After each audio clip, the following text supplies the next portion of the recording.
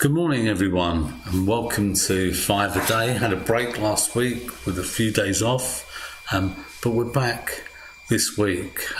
This week, if you like, I've called this, in my own thinking, lockdown takeaways this week. And I've got a few thoughts that I want to share with you that I think are relevant to where we are now and situations and circumstances that are happening in the world. And I want to encourage you to continue to grow in God, to use this time to grow in God. We don't know what the future holds, but we do know who God is. We do know that He's the same yesterday, today and forever. Excuse me. Sorry, a little bit of hay fever just attacked me this morning. I want to start with a few verses from a psalm, and I believe that probably thousands and thousands of pastors and leaders have read and preached on perhaps over lockdown. Psalm 46, God is our refuge and strength, always ready to help in times of trouble. So we will not fear when earthquakes come and the mountains crumble into the sea. Let the oceans roar and foam, let the mountains tremble as the waters surge. It begins with the truth and the comfort that God is our place of refuge. God is our strength. God is always there to help us in trouble. And it's from these reflections that the psalmist is able to understand, be still and know that I am God. For later in the psalm, that's what he says, verse 10, be still and know that I am God. I will be honoured by every nation. I will be honoured throughout the world. Despite nations being in turmoil, governments and powers failing, even as the earth seems to be ravaged, we can know that God is in control. And ultimately, God will bring peace and calmness. It's easy to look around right now today and see turmoil everywhere. COVID-19, we're seeing protests. I think we're in 13th day of protests in America and now around the world.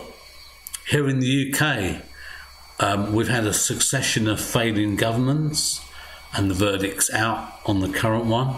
And as a nation with more instability than I have ever known in my lifetime. We look around the world and we see so much chaos, so much war and so much destruction. Things haven't improved. They are not generally getting better when we look carefully at what is going on in the world. And one of the things in lockdown I've been able to do is perhaps look through a dozen different news channels and read other bits of information on social media, etc., and get an insight into what else is going on in the world. In the face of COVID-19, everyone seems powerless.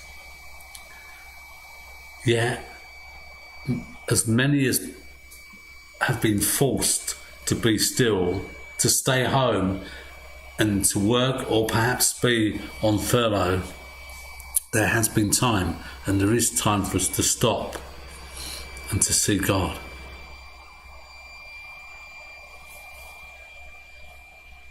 Think on God. Meditate on Him and His Word. Be assured that He will protect us, and in the end, He prevails against everything. The be still is perhaps a command to stop striving, acknowledging God as the Lord, acknowledging that He is the creator of all things and He is the ultimate authority and has the ultimate word.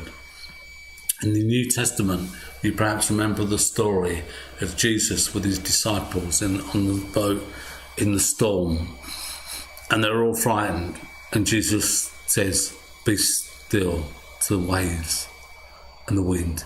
It calms them and says to be still. He's in control. When he says be still, when he calls for calmness, when he calls for peace, it will happen. Now I can't say, and nobody can say, that there's going to be a cure for COVID. They're hoping, they're investing billions in it, but nobody knows. I can't say what will happen in the governments around the world, including, I think our own, that we see in such turmoil. Political situation seems so fragile around the world. I can't say what will happen. I do believe that the Bible says that we're in the last times, in the end days. Whether we're right at the end of that, I don't know, but hey, there's a lot that would say that we are. And so whatever happens, whatever we see shaking around us, we can know that God is controlling. I think this is the psalmist clearly wrote this through time of war, famine, real disaster. This wasn't written, just off of his head. This was written knowing that the end could be very close, but knowing too that God was in control. And when God says peace, when God says calm, when God brings an end to things, it will happen. And so we can trust God. We can be still in ourselves and know God. For God is our refuge and strength, always ready to help in times of trouble. Get to know God. Get deeper in God. And let him reveal in you himself to others. God bless you. Have a brilliant day, and I look forward to catching up with you tomorrow at 9 a.m.